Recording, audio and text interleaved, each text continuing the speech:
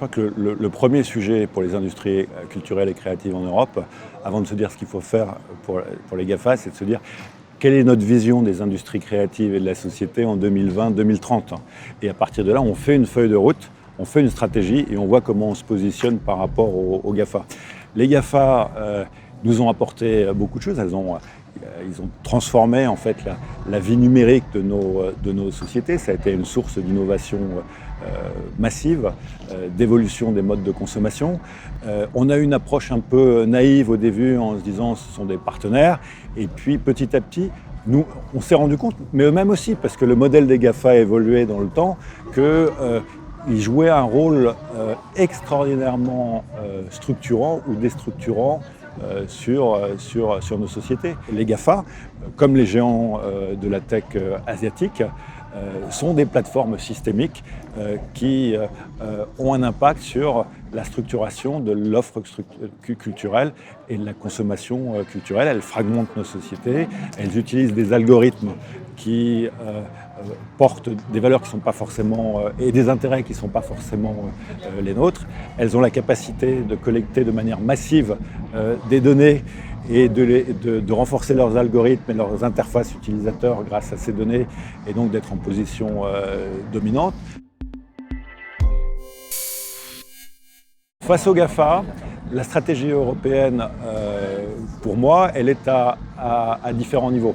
D'abord, reconnaissons que ce qui a été fait est important, aussi bien concernant la directive droit d'auteur et puis concernant les droits voisins, la directive SMA qui crée des obligations de distribution de contenu européen, mais il faudra être extrêmement vigilant sur les modalités pratiques, l'effort, la réflexion sur la taxation, mais ça, ce n'est qu'une première étape. Et pour moi, le sujet pour les Européens, c'est d'avoir une vision industrielle globale et que nous-mêmes, nous développions nos propres plateformes de collection de données et de distribution de contenu, des plateformes européennes mais ouvertes sur le monde, qui permettent de distribuer des contenus de qualité avec des algorithmes qui portent les valeurs européennes de découvrabilité, de diversité, de création, d'universalité. Et ça, aujourd'hui, c'est jouable rapidement, parce que la technologie existe, parce qu'il y a des entreprises de technologie, même américaines, qui sont prêtes, je pense à Microsoft par exemple, qui sont prêtes à nous aider concrètement pour y aller, et parce qu'il y a des projets européens, il y a des porteurs de projets. Par exemple, Ulrich Wilhelm, le patron de l'ARD, qui est la chaîne régionale audiovisuelle, le réseau régional audiovisuel allemand, qui a proposé de créer une grande plateforme de contenu de qualité, à la fois informationnel, audiovisuel et culturel. Là-dedans, quel est le rôle de l'Union européenne ? Le rôle de l'Union européenne, c'est, comme elle l'a fait pour Airbus, de créer l'environnement et éventuellement des financements qui permettent de mettre en œuvre rapidement. On ne peut pas perdre encore 5 ou 10 ans. Le sujet, c'est qu'il y a une urgence et que cette urgence est une urgence politique. Et pour moi, ça doit faire partie dès maintenant des prochaines priorités de la Commission européenne. Et ça doit même se traduire dans l'organisation de la Commission européenne. Je pense qu'il faut 2 vice-présidents qui puissent traiter de ces sujets. Un vice-président à l'industrie, à l'innovation, au numérique, qui puisse mettre en œuvre une politique de soutien industriel aux industries créatives et d'aide à la mise en place de GAFA. Et puis un vice-président en charge de la démocratie, de l'éducation, de la culture et de la régulation démocratique et culturelle, et que ces 2 vice-présidents, au plus haut niveau de l'institution de la Commission, travaillent main dans la main pour soutenir une vision de l'Europe fondée sur nos valeurs de diversité, d'ouverture, de création, qui constituent l'âme de l'Europe. Et pour moi, le meilleur moyen est de lutter contre les populistes et de lutter contre la fracture sociale.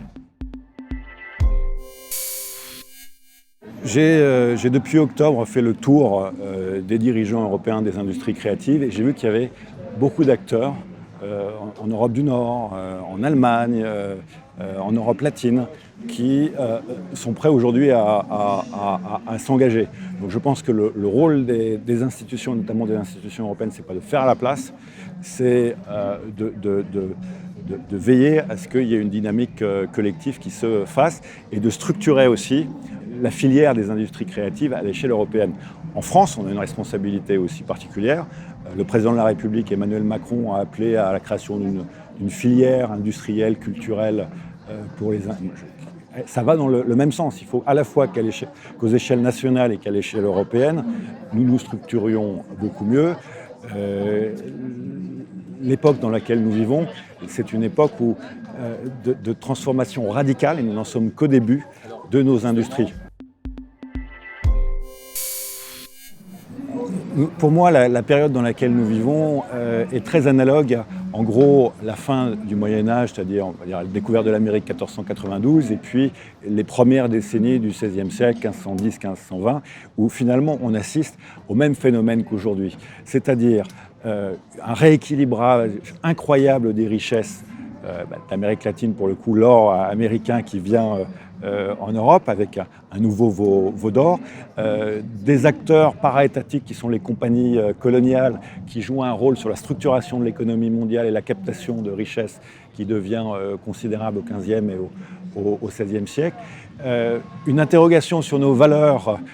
Erasme a écrit un petit livre qui est pour moi le manifeste de l'humanisme, qui s'appelle L'éloge de la folie, où il rappelle comment dans cette période, tout ce qui était institutionnel, aussi bien les nobles que la religion, était considéré comme se servant elle-même, et la défiance des gens, qu'on n'appelait pas encore citoyens, était totale, et donc une perte de repères. Et puis des révolutions industrielles, la révolution des transports, et on oublie le caractère comparable de l'imprimerie et de la révolution de l'Internet, puisque l'imprimerie, c'est quoi? C'est la possibilité pour chacun de lire un livre chez soi, et donc de se faire une idée critique, mais aussi d'innover, d'écrire lui-même son propre livre. Et finalement, l'Internet, c'est une étape